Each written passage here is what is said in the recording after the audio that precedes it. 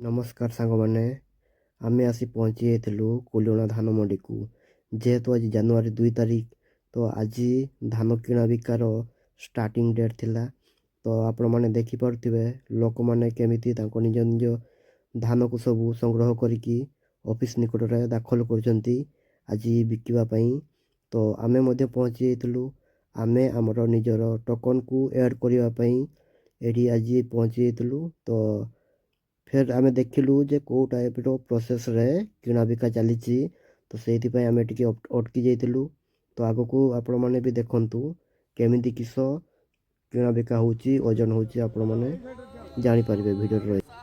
ଯଦି ସାଙ୍ଗମାନେ ଆପଣମାନଙ୍କର ଟୋକନକୁ ଆପଣମାନେ SMS ମାଧ୍ୟମରେ ପାଇଥିବେ, ତ ନିଶ୍ଚିତ ଭାବରେ ଯଥାଶୀଘ୍ର ଯାଇକି ଅଫିସରେ ଆପଣଙ୍କ ନିଜ ନିଜ ନାଁକୁ ଏଣ୍ଟ୍ରି କରାନ୍ତୁ, ନଚେତ୍ ଆପଣମାନଙ୍କୁ କଲ୍ ଆସିବନି। ତ ସାଙ୍ଗମାନେ ଭିଡ଼ିଓରେ ରହିଥାନ୍ତୁ। ଆଗକୁ ଆପଣମାନେ ଦେଖନ୍ତୁ କେମିତି କ'ଣ ପ୍ରୋସେସ୍ରେ କିଣା ବିକା ଚାଲିଛି। ରହୁଛୁ, ଧନ୍ୟବାଦ।